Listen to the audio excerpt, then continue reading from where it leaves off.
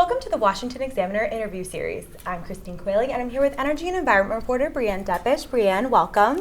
Pleasure to join you. Perfect. So today we're going to be talking about some of Biden's energy and climate agenda. I signed into law the Inflation Reduction Act. It gives tax credits to new electric vehicles, fuel cell vehicles, made in America. You know, we can't talk about climate without talking about the Inflation Reduction Act. Recently, there were a few tweaks made to some of the provisions, specifically about EV tax credits. So can you kind of talk to me a little bit about those, and why are Republicans unhappy with the tweaks? Yeah, so that's a great point. There have been some tweaks. Earlier this year, the Treasury Department issued some new guidances, basically restricting the cars and the types of batteries, or where the batteries could be assembled, that would make them eligible for the tax credits under the Inflation Reduction Act. This really set more stringent requirements on the sourcing as well as the production of the batteries, saying that the materials and the production needs to be in North America, which really makes most, I believe it's leaves just 10 EVs and plug-in hybrid vehicles eligible for this $7,500. Wish it was $75,000. Leaves just 10 models of hybrids and fully electric vehicles eligible for the $7,500 consumer tax credit, which is not a lot. And Republicans are unhappy because they're saying that the U.S. doesn't really have a lot of these minerals online.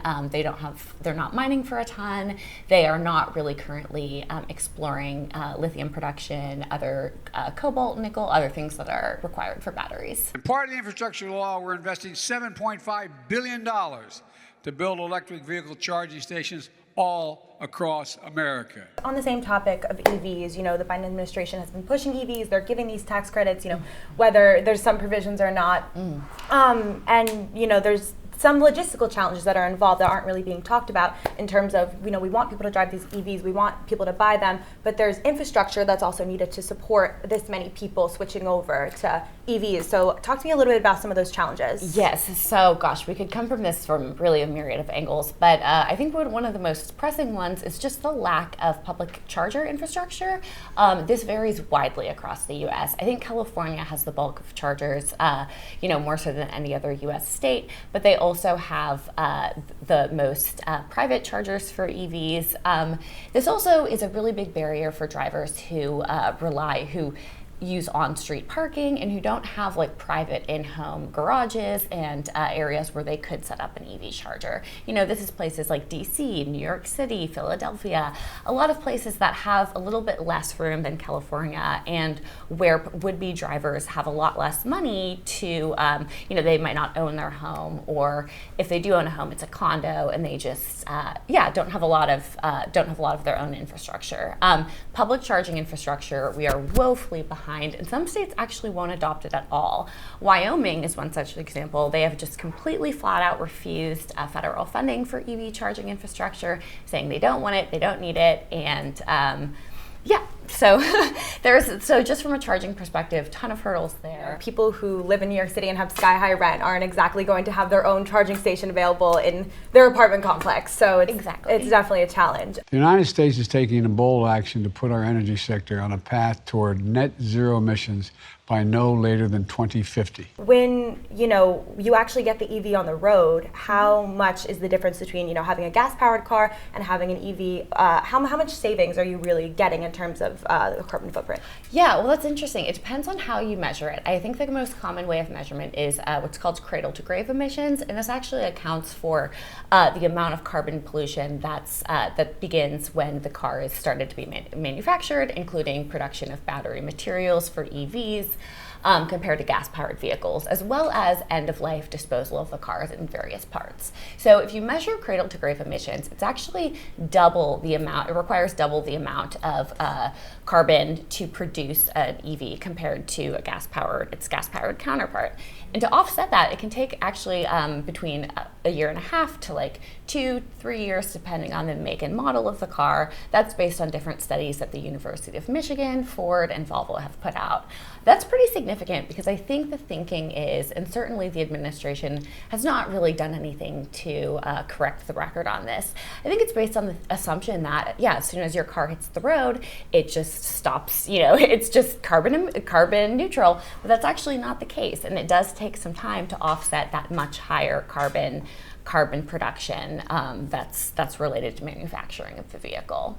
And so would you say a more gradual transition to EVs would actually be better, or it would be more sustainable than just having everyone all at once kind of adopt EVs? I think that really depends on a couple things. That depends on obviously the amount of charging infrastructure, and whether we can support the rate of EVs using clean power sources. We're trying to really ramp up EV adoption in the U.S., but we also need to ensure that we're decarbonizing the U.S. power grid, because the amount of energy that we need to make this transition is massive. And actually, different studies have sort of modeled this out, and the rate that EVs sort of offset this extra pollution during the manufacturing process depends in large part on how they are receiving energy, how they are charging up, and the power grid that they're using. In the EU, for example, it takes a little bit more time for them to offset the emissions if they're using a mix of renewable energy and fossil fuel power to make up the grid versus 100% renewables like wind energy. So in certain regions of the US, that'll obviously take less time than others. States like Texas that have higher wind and solar, California, for example, versus other states like Utah where there's much higher coal emissions and a lot more fossil fuels. Historic investments in electrical infrastructure, electric grids and transmission lines, and make them more resilient to these superstorms and wildfires. Speaking of decarbonizing the power grid, that's been one of the Biden administration's big talking points about climate. Another talking point of theirs, though, and some people might say these two run counterintuitive to each other, has been ramping up the country's infrastructure because there has been an increase in natural disasters and extreme weather events. So can you talk to me a little bit about how decarbonizing the power grid, how that might play out in the event of extreme weather event or natural disaster? Yeah, so this is interesting because we want to ramp up obviously the amount of renewables on the grid. There have been really large-scale efforts to do this. The Biden administration and the Inflation Reduction Act have certainly encouraged this. But in order to do so, we can't just automatically take fossil fuel sources such as natural gas offline. I think Texas was a good example of this. Winter Storm Uri in 2021, for example, that caused a near collapse of the power grid, resulted in 246 deaths, 4.5 million people lost power. But that was actually in large part because the natural gas, a lot of the dispatchable resources such as natural gas were just not readily available online, and they froze. Uri was sort of a weird outlier event because there was not a lot of wind power. So the renewables also went offline at the wrong time.